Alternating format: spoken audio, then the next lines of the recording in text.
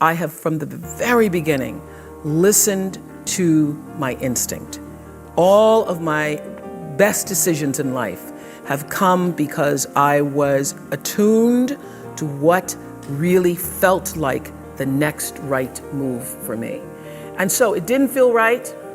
I knew that I wouldn't be there forever. I never even learned the streets in Baltimore because I thought, I was there longer than I thought. I was there 8 years. I should have learned the streets. But I kept saying to myself, I'm not going to be here long. I'm not going to be here long. I'm not going to be here, so I'm not going to learn the streets. So when I got the call to come to Chicago, after starting with a co-anchor and working in talk for several years, I knew that it was the right thing to do. And I knew that even if I didn't succeed, because at the time there was a guy named Phil Donahue, who was the king of talk and was on in Chicago, and every single person except my best friend Gail said, you're gonna fail. Every single person when I left, my bosses by this time thought I was terrific and said, you're walking into a landmine, you're gonna fail, Chicago's a racist city, you're black, you're not gonna make it. Everything to keep me staying. They then offered me a car and an apartment and all this stuff. And I said, no, if I fail, then I will find out what is the next thing for me, what is the next true thing for me. It felt right to you, so you went for it. Because it felt like this is now the move I need to make. And I was not one of those people. So when I walk into a room, and particularly before I have something really challenging to do, or I'm going to be in a circumstance where I feel I'm going to be, up against some difficulties, I will literally sit and I will call on that 10,000. I will call on the ancestors. I will call on those people who've come before me. I will call on the women who forged a path that I might be able to sit in the room with all of those white men and love it so much. I call on that because I know that my being where I am, and first of all, being who I am and where I am, didn't come just out of myself, that I come from a heritage. And so I own that, and I step into that room, not just as myself, but I bring all of that energy with me. After 25 years of success on the show, I started to feel, this isn't it. There's something more that's calling me to what is the supreme moment. And everybody has that. And you cannot fulfill it unless you have a level of self-awareness, to be connected to what is the inner voice or the instinct. I call it your emotional GPS system that allows you to make the best decisions for yourself. And every decision that has profited me has come from me listening to that inner voice first. And every time I've gotten into a situation where I was in trouble, it's because I didn't listen to it. I overrode that voice, that instinct with my own head, my own thinking. I tried to rationalize it. I tried to tell myself, but okay, you're gonna make a lot of money. Oh no. And so I sit here, profitable, successful by all the definitions of the world. But what really, really, really resonates deeply with me is that I live a fantastic life. My inner life is really intact.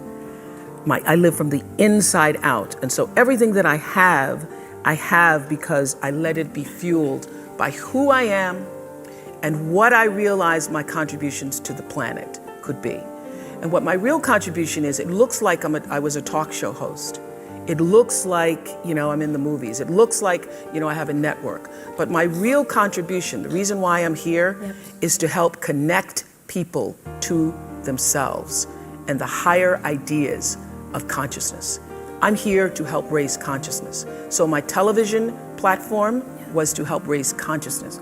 I'm not afraid because I know that all of us have limited time here. But the real question is, who are you and what do you want to do with it? And how are you going to use who you are? My favorite line from Seed of the Soul is, when the personality comes to serve the energy of your soul, that is authentic empowerment. So as graduates of this great school, to take what you've learned here, to take what is a part of your nature and what you've developed as skills and what really feeds your passion, to take that and to align that with the deeper potential and possibility of your soul's coming. When you align your personality with what your soul came to, and everybody has it, align your personality with your purpose, and nobody can touch you. And you wake up every day and you are fired up. You're like, oh my God, another day. It's so great. Because everybody has a purpose. So your whole thing is to figure out what that is. Your real job is to figure out why you're really here and then get about the business of doing that. Okay. That's it. So we all know now what we have to do, right? When you don't know that, you get all flustered.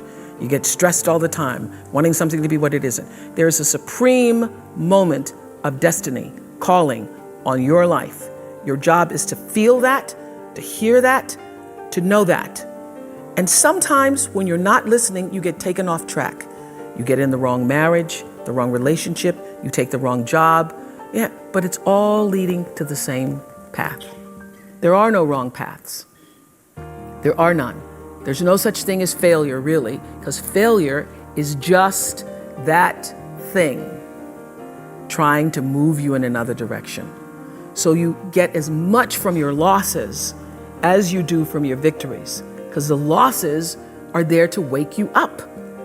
The losses are to say, fool, that is why you go to school.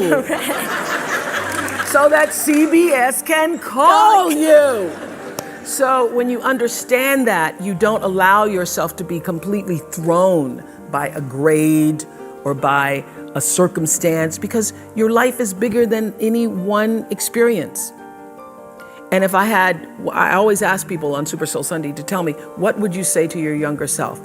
Every person says in one form or another, I would have said, relax, relax. It's gonna be okay. It really is gonna be okay. Because even if you're on a detour right now, and that's how you know, when you're not at ease with yourself, when you're feeling like, that is the cue that you need to be moving in another direction. Don't let yourself get all thrown off, continue to be thrown off course. When you're feeling off course, that's the key. How do I turn around? So when everybody was talking about, when I started this network, if I had only known, good Lord, how difficult it would be.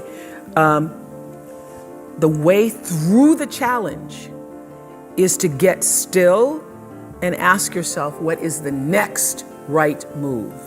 Not think about, oh, I got all of this stuff. What is the next right move? And then from that space, make the next right move and the next right move.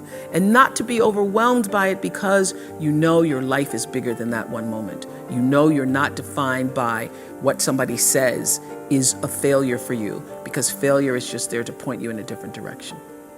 And that's all the time I got right now. Yeah. I'm looking at the